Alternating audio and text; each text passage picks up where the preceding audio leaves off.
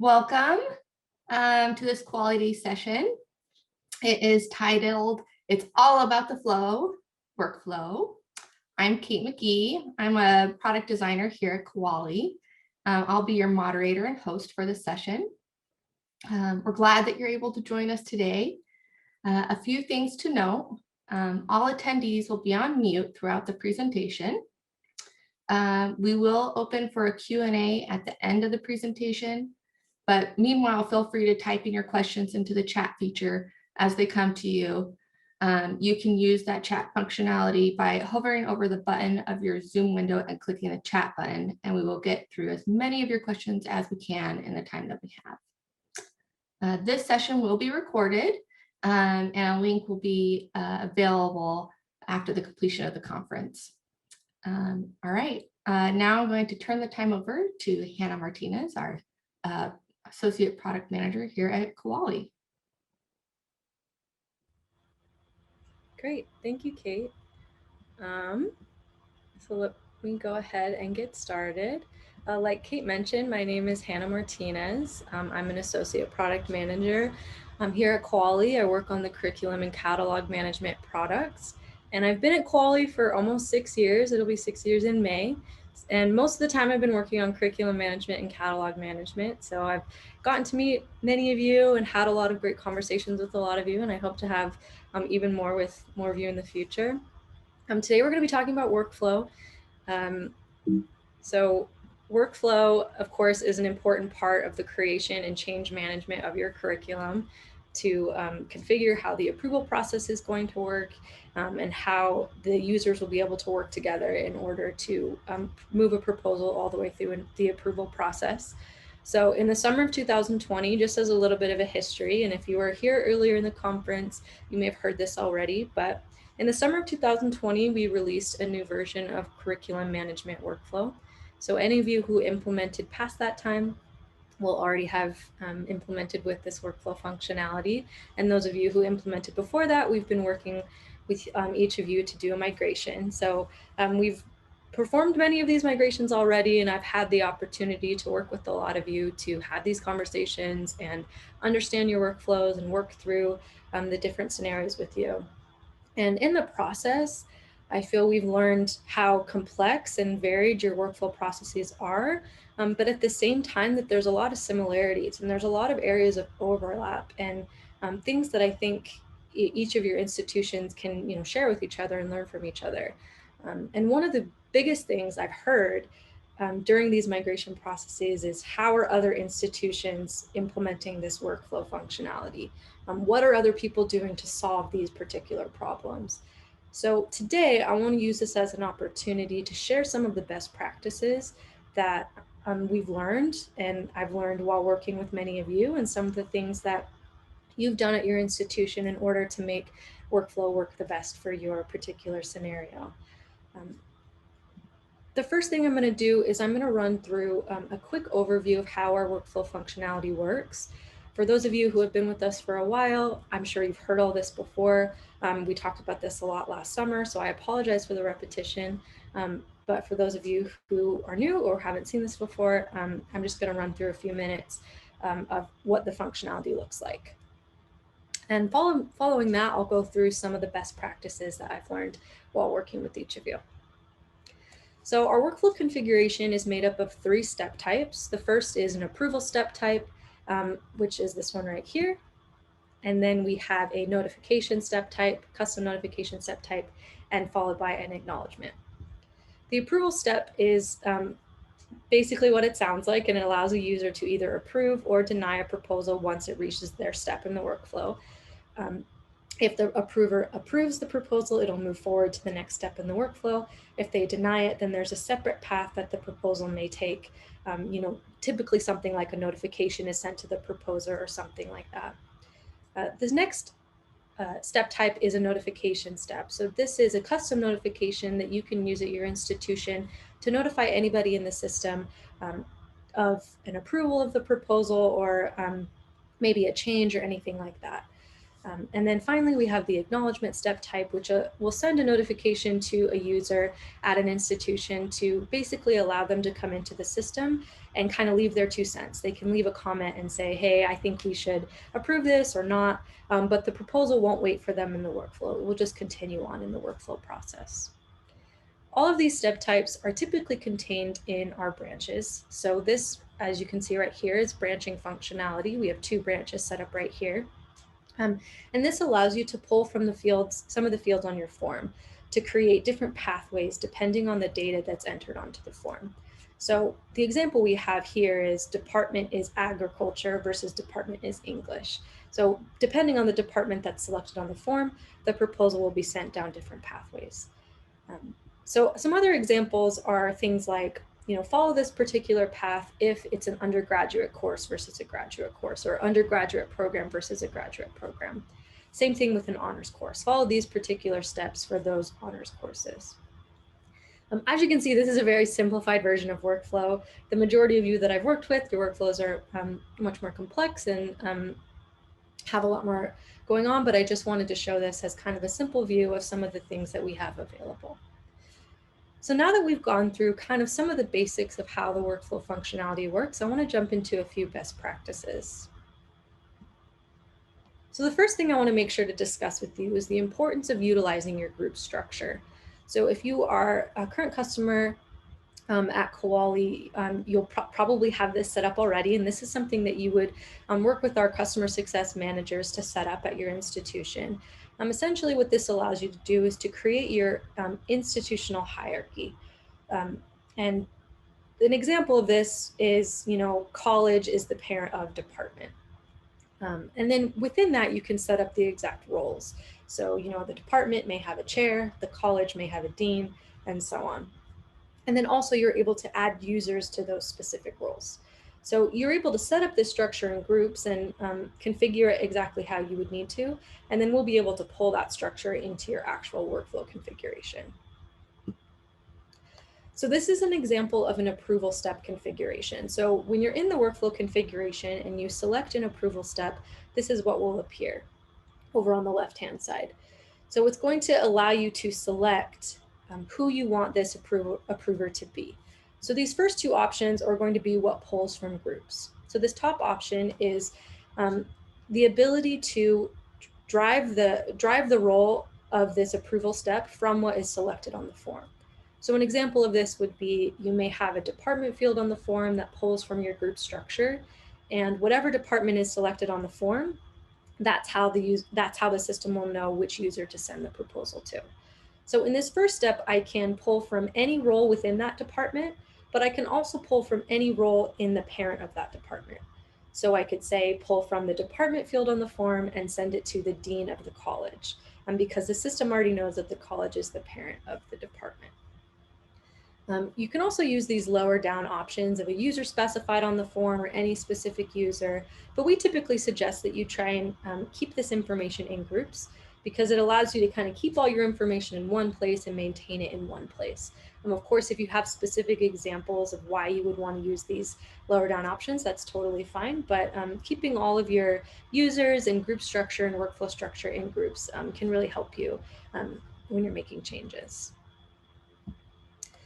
The next thing I want to review is some best practices for configuring your workflow. So one of the things that we've seen a lot during your workflow, during these workflow migrations, is that there's a lot of schools that have very complex workflows and very complex routing and branching. And often these branches can get really big and these workflows can get hard to manage because they're so complex and they're so large. So this particular workflow right here, again, it's a simplified version of something that you may see, but I just wanted to use it as a quick example. As you can see, we have 3 separate branches. So there's a department is agriculture branch, department is English, and department is psychology. And each of them has different roles associated with them. But if we move on to this next screen, you'll see that each of these branches still has a step that's in common. And so what some of our schools have been able to do is to find where these common steps are and consolidate them into one step. And that way it kind of makes the change management a little bit easier, makes it a little bit easier to manage their workflow. So we've taken this workflow right here and changed it to look like this. So essentially what we've done is we've taken the curriculum committee step out of each individual branch. So in this particular example, they're in separate branches. We've taken them out of their separate branches and put them into one branch, and then split the rest of the branches into two. So this workflow is a little bit easier to manage because each of those steps is now combined into one, as opposed to having to manage it in three separate places. So this is something that we've seen some of our institutions do, and they've had success in being able to take some really complex workflows and simplify them down into much simpler, easier to manage workflow processes. The next scenario that I want to talk about is something that's come up recently in some of the migrations I've been working on. And this is a scenario where you may have at your institution a particular group. So say your departments at your institution where there's a lot of uniqueness in the way your departments are structured. Sometimes you may have a group of departments that utilize XYZ roles, and then another group of departments that utilize a completely different set of roles. And it can be very difficult to kind of try and get everybody on the same page and try to get everybody to agree on what structure you're actually going to use. And so how can we make sure that the workflow is always sending the proposal to the appropriate people without forcing all of your departments into the same structure? So one of the ways that we've allowed for this is by utilizing this functionality called skip step if role is empty. So this is something that will be available on each of your approval steps. And if this checkbox is checked and a proposal is sent down the approval process, when it reaches this step and this particular role is empty for a certain department, it'll just automatically skip past that role. And that way you can include roles in your workflow structure that may only belong to certain departments, but it's not going to hold up all the other departments. This is also something that's going to display in your workflow tracker. So as you can see, we have this particular step that's not available for this certain department, and it's just going to skip right past it. There may be other steps in your workflow structure that are never going to be empty. There may be certain steps that you want to make sure are always being run. And so in that scenario, you would make sure to keep that checkbox unchecked so that the proposal, if it does reach that particular step and it is empty, it will show an error message to let the user know that, that the proposal step is empty and that someone needs to make a change. The next thing I want to talk about a little bit is default branching. So this is functionality that is available in Workflow 2.0. And the idea behind default branching is that you can configure a path that's going to run if the conditions on the other branch are false. So for example, in this particular example, we have two routes, and this bottom route, the conditions are run this step if the department is agriculture or if the department is anthropology. So what this default branch is saying is essentially, if these conditions are not true and this branch is not going to run, then just run this default branch instead. And the reason that this functionality is useful is because it allows you to easily manage two separate workflow paths without having to, write out the extensive conditions for each one. Instead, you can just say, either go down this path, and if that path isn't going to, if those conditions are not true, then send it down a separate path. The next thing I want to talk through is our response options. So the idea, you may have at your institution certain steps where there are multiple users at that step. So committees or any kind of collaboration step like that. So if there are multiple users at an approval step, then it's important to be able to define the roles behind how a proposal gets approved. There are multiple ways to accomplish this. So for some institutions, there's going to be one user who's going to kind of speak for the group and make the deciding vote in a group of people. And that's where you would use this first option here. And when the first user comes into the system and they select approve, they're saying approve for the entire committee.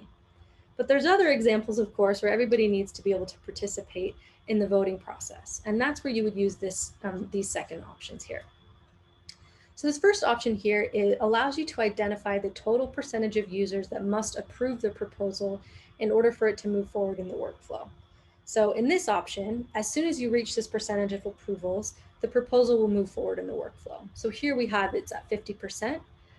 So say you have 10 approvers at this particular step. As soon as 5 people approve, the proposal is automatically going to move forward, even if the other 5 haven't taken action on it yet. Now, you may also have an option at your institution or particular steps where all approvers need to be able to take action on a proposal. So we have a similar example here where we've selected this secondary checkbox of required percentage of responses. And this first percentage of users that must approve is still going to be 50%, but we're going to make this second percentage 100%. So in this particular example, say again, you have 10 approvers. Say the first 5 approvers approve the proposal. It's not going to move forward until the rest of the approvers take action on the proposal. And that really allows you to say, we need to make sure everybody is giving their opinion before the proposal moves forward in the workflow. So we definitely understand that there's lots of different types of groups at your institutions, and there's lots of different ways that you may want to handle these situations. And so we wanted to make sure we provided you with different options so that you can make sure that each committee is getting exactly what they need. The last thing I want to talk about in this first section is this new functionality called pause proposal submissions. So this is functionality that was released around the time of our initial Workflow 2.0 release over the summer. And what this will allow you to do is pause proposal submissions to your workflow for any period of time. So if any of you attended Sarah's session earlier in the week, she touched on this a little bit, but I want to bring it up here again, just so we can talk about the specifics of what will happen. So this functionality can be used for a variety of reasons. One reason that we've seen this is if you need to manage the flow of proposals in order to make changes to your workflow. So if you have a lot of incoming proposals and you want to take a pause on that temporarily so that you can make changes to your workflow, you can go ahead and use this functionality. Another reason you may use this is if there are particular submission deadlines that you want to try and enforce in the system. So if all the proposals need to be in by a certain date and people are trying to submit it past that date, you can go ahead and use this functionality to keep people from submitting proposals past the time they're due. So users, once this functionality has been enabled, users will still be able to work on their drafts. They just won't be able to submit those drafts to the workflow. Also, any proposals that are currently under review when this checkbox is enabled will still be able to move through the workflow as normal. It's just those new proposals that won't be able to be submitted. So when a user goes into an existing draft, when this functionality is enabled, they're going to see this message letting them know that proposals submissions are temporarily paused by an administrator. They can still click into the draft and make any edits that they need to, but they won't be able to actually submit it to the workflow. And then if they forget and they go and try and submit the proposal again, they're going to see this message letting them know that proposal submissions have been temporarily paused by a system administrator. This functionality is available to all institutions, whether in Workflow 1.0 or Workflow 2.0, and you can use it for whatever situation makes the most sense for you. The next section I want to talk about is keeping users informed. So one of the things that we've really noticed when we were using Workflow 1.0 and transitioning people to Workflow 2.0 is that there's a lot of differences in how each institution wants to manage communication to their individual users, how involved they want to make sure everybody is, and what information they want to make sure to share. In Workflow 1.0, the language of our notifications, all of our notifications was coming directly from the system. And so what we were able to do is take some of those notifications and allow users to add custom content. Just as a note, all of your approval steps and your acknowledgement steps are still going to have automatic notifications, so you don't have to worry about including a custom notification for every single approval. But if there are any FYI users that you want to keep informed, then you can go ahead and use this functionality. So I want to talk through some of the ways that you can use the notification step in your workflow. And a lot of these are things that I actually were ideas that our customers came up with while we were working through migrations. So these are some of the ways that our current customers are using our custom notification step in order to keep users informed at their institution. So the first thing is pretty self-explanatory, but the ability to send an email to any user in the system who needs to take action inside the system or outside of the system once their proposal has been approved. So you can use this custom notification to let them know, hey, these changes have been made to this particular course, so they can go and do their jobs and take actions elsewhere. So this is one way that you can utilize the custom notification functionality to make sure everybody's informed of the changes in your curriculum. The second option is similar to that, but a little bit more of a specific example. You can send an email to a dependent department, letting them know that there are changes that have been made to a course that they care about. And what this really does is it allows you to create that sense of transparency and collaboration at your institution, and really allows us to kind of work towards that vision of increasing collaboration inside the application to allow your users to work together in order to improve the quality of the curriculum and make sure people are informed of the changes that are happening. The next option is to send an email to the proposer once the proposal has been approved in the workflow. So this is pretty self-explanatory, but the idea here is that once the proposal reaches the end of the workflow, you would send an email notification to the proposer of that proposal to let them know, hey, your proposal has gone all the way through the workflow. And also let them know if there's any next steps that they should follow. This next one is something that one of our customers actually suggested during a migration when we were consulting with them on their migration, and that is to send an email to the proposer at the very beginning of the workflow when the proposal is initially submitted. And what this does is it allows you to have an opportunity to let them know what they can expect from the workflow process, and kind of get ahead of some of those questions that proposers often have. So you can let them know how they can track their proposals. You can tell them to go to the dashboard so that they can view their proposals progress in the workflow. You can let them know who they need to contact with any questions. You can let them know deadlines, anything like that, to kind of give them answers to those questions before everything gets kind of crazy with the workflow cycle.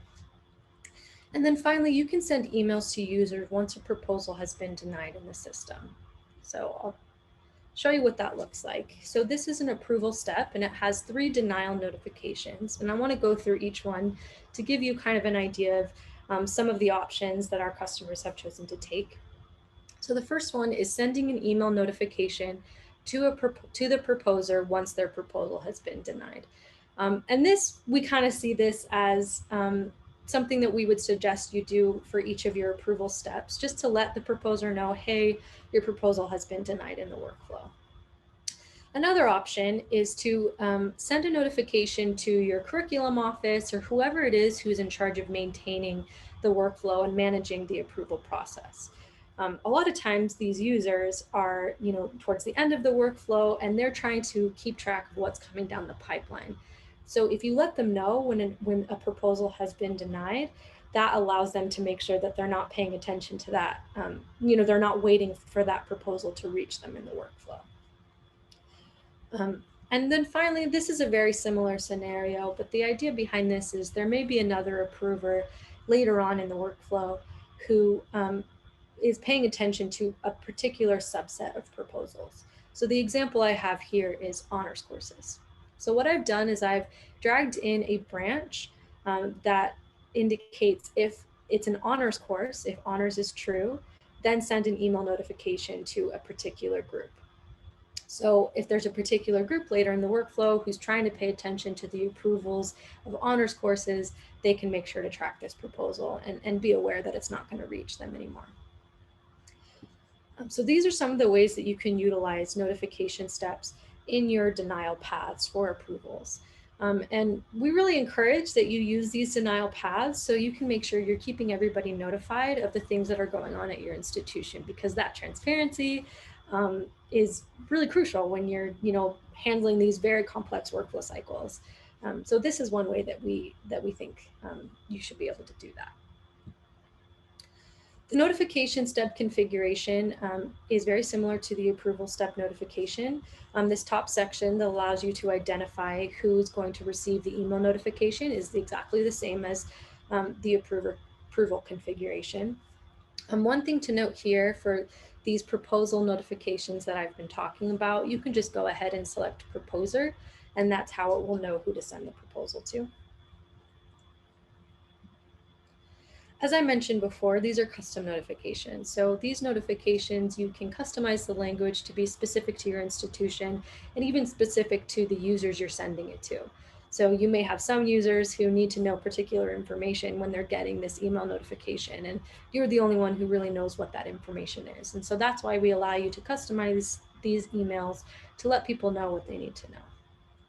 So what we have here is a rich text box that allows you to write out the language that you want included in your email notification.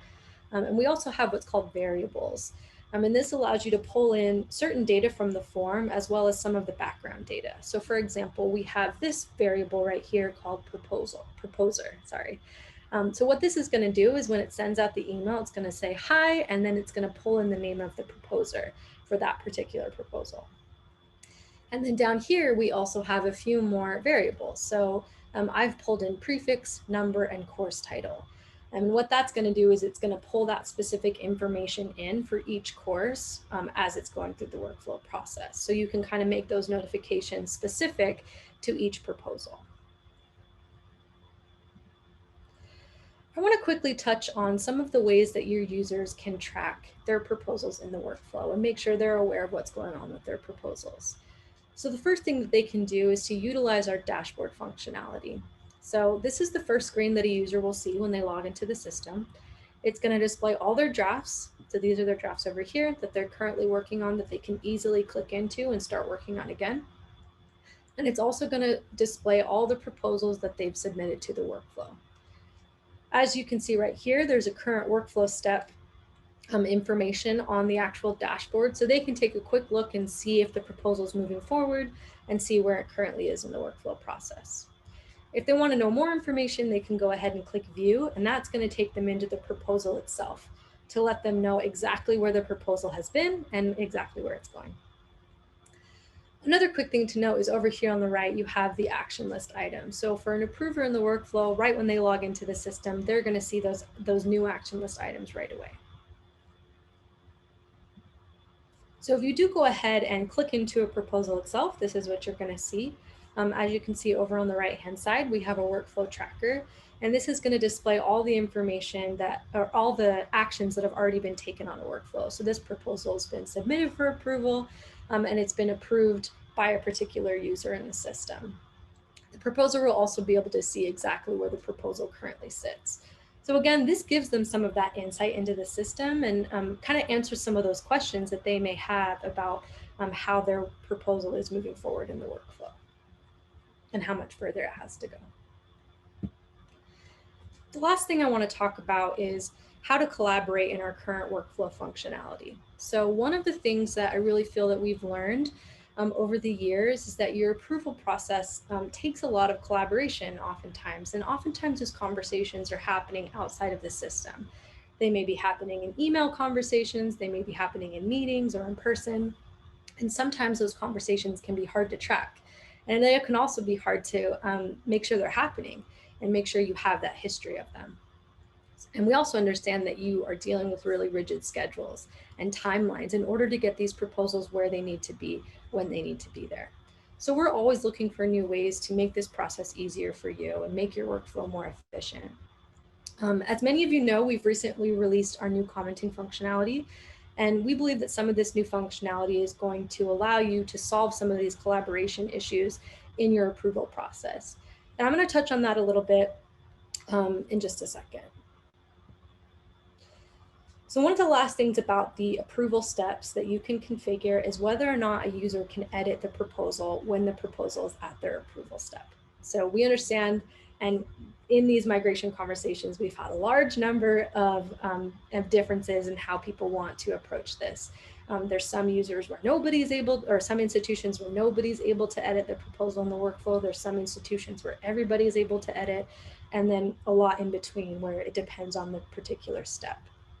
You may have a particular step where there is information that needs to be filled into the actual proposal that doesn't need to get filled out until halfway through the workflow process. There also may be a user in the workflow process who is responsible for ensuring that all the information on your form is correct, and needs to make edits here and there to make sure everything looks right. And so this functionality allows you to give access to the people who need access in order to make sure the right information is getting added to your form. Along those lines, as many of you know, we've recently released our new commenting functionality. This functionality we hope can be useful to your workflow because it hopefully will facilitate some of those necessary conversations that will propel the proposals forward in the workflow.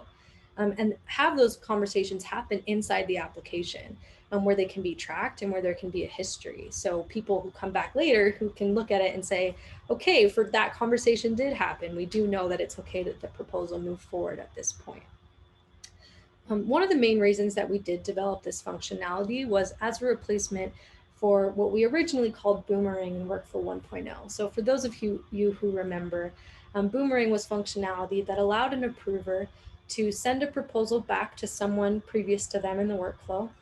And then once that person reapproved, it would skip all the users in between and go back to the original approver who sent it back. This functionality was not available when we initially implemented Workflow 2.0. And so we wanted to find a new way to solve this problem. So one of the things about Boomerang that made it a little bit tricky was that it was a very rigid solution to what we found to be a very collaborative process. So the proposal was moving back to a user previous to them in the workflow. They no longer had access to the proposal. The proposal could, stay at that person for a significant amount of time. And we really wanted to solve it in a more collaborative way. So the functionality that we developed was commenting, which allows users to have conversations with each other on a proposal. And then also for those users to be able to grant other users edit access when a proposal is at their step. So in order to do that, I would create a new conversation by selecting this icon in the upper right-hand corner. I would then enter the user that I want to send a comment to and type in the comment. And then I can check this box right here to grant them edit access to the proposal. What this will do is it's only going to grant them edit access to the proposal while it's at my particular step in the workflow. So if I decide to approve it, they no longer have edit access to the proposal. I also will continue to have edit access. So this person and I can go back and forth and have a conversation and make edits to the original proposal. And then I can send it forward when I feel comfortable with it. And one of the things that this allows me to do is, say I send the proposal back to the proposer and they don't get to it and it's taking too long, I can go ahead and just make that edit myself or even send it to another user in the system in order to move that process forward and not have it be stuck at that particular user. So once I click comment, it's going to take me to this screen where I can continue to have that back and forth conversation with another user in the system. These comments and conversations will be open to all users to kind of promote that transparency and allow users to track that history and make sure they understand why decisions are being made and why actions are being taken in a particular way on their proposals. So we've spent, like I mentioned, the past 6 months working on migrating some of our customers to Workflow 2.0, and we've learned so much in that migration process. And the things that I've displayed for you today is just a small portion of the things that we've learned talking to each one of you about your workflow migrations. And so we really appreciate those conversations, and we look forward to having those conversations with the rest of you. We know that software development is an iterative process, and it's really important that we learn from you, what are the most important problems that we can solve? And for you to help us discover what those are so that we can make sure we're solving problems for you and providing you with the best software that we possibly can. So we really appreciate that feedback, and we would encourage you to continue to give that feedback and ask questions and have those conversations with us. The final thing that I'd like to touch on before we turn it over to questions is to emphasize our community. As I have mentioned multiple times, lots of people have asked me over the past 6 months how they can learn what other people are doing in their workflow process. And one of the ways that we feel that you can share that information with each other is through our community. through posting, hey, we learned that this is a really cool way that we can utilize the workflow in order to make things more efficient at our institution, and share those lessons with each other. Because like I said, your workflows are very different and very complex and unique, but there are similarities and there are things that do cross over between the different institutions. So we encourage you to share those best practices with each other through our community to help each other learn. I think now we can go ahead and open it up to questions. Kate, do we have questions? We sure do. Okay. Our first question comes from Emily, and she's asking, for our department and college curriculum committees, only the committee chair needs to vote to move the proposal forward. And then the rest of the committee can vote, but their vote is only an opinion. Do you have any recommendations on how to set this up? Yeah, I think there's a few different ways that you could set it up. One way is to have the chair be in a step by themselves, so they can be the single approver for that step. And then you could use our acknowledgement functionality to give everybody else a vote. So they would be able to come in and make their vote and share that opinion without the proposal being kind of stuck at that particular step. And that way their opinion is being shared, their opinion is being tracked, but the chair is the opinion that will kind of move the proposal forward. And of course, there's lots of nuances and complicated nature of these types of conversations. And so we would talk to you and kind of get into the specifics and the details about the particular situation to make sure we're solving the problem the exact right way. All right. I've got a question from Terry. Terry wants to confirm if submissions are paused, those proposals in the workflow can still continue in the approval process. So there's one question. And then the second question is, and this is good in workflow 1.0 and 2.0. He wants to make sure that because in a previous session, we thought it was mentioned that all workflows stop. Right. No. So all the proposals that are currently in the workflow process can continue to move forward throughout the rest of the workflow process. It's just that submission. So no more proposals will enter the workflow. And yes, it will be available for both workflows. All right. And here is a question from Petja. Could the workflow submission pause be form specific for programs and courses only, for example? Yeah, I mean, that's definitely an interesting idea. Right now, it's, goes for all the workflows in the system. But we would be curious kind of what are those scenarios that would make you kind of want to split that out and talk through some of those scenarios with you. But right now, it's for all your workflows. Okay. Got a question here from Jamie. Is it possible for us to update notification text on the fly? I'm assuming this wouldn't be a Zendesk request. Yeah, so the entire workflow configuration is available to your admins at your institution to come in and update that language for all new proposals coming through the system. Question here from Paul. He's asking, would you say that a node should have a primary and a backup voter in order to ensure that there are no bottlenecks at the node? I think if that's something that makes sense at your institution and you're able to do something like that, I think that definitely makes sense in order to kind of, keep things moving along the process. It's not required, but yeah, I think that's something that could definitely make sense. All right. Then we've got a question here from Mike O'Connor. Says, you can only grant editing access via comments if you yourself have editing access, right?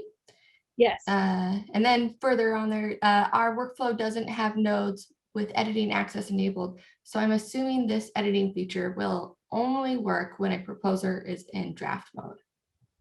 So yes, so if none of your approvers have edit access, then it will only work when the proposal is in draft mode. Because like you said, this is only available to users who have that editing functionality enabled at their particular step. We didn't want to be in a situation where, there's an approver who doesn't have access to edit, who's able to ask other people to edit. So in order to grant other users edit access, you yourself need to have edit access. All right. And very similar. This is a question from Paul in the same vein. So these are just temporary edits in the commenting section? Yeah, so they'll only have edit access for as long as the proposal is at that step. And then as soon as the proposal moves forward, they'll no longer have edit access. And then there's a question here about from Terry about Boomerang. He's saying, was this the same thing as send back? Yes, so I probably should have been more specific. I apologize. So our send back functionality had two options. The first option was what we called Boomerang, which was send back, like I mentioned, and then skip the users and come back to the original approver.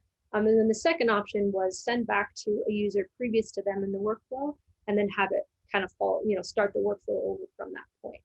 So that second option that I mentioned is still available. You can still continue to send it back and have it move all the way through the approval process. But that first option is being replaced by our new commenting functionality.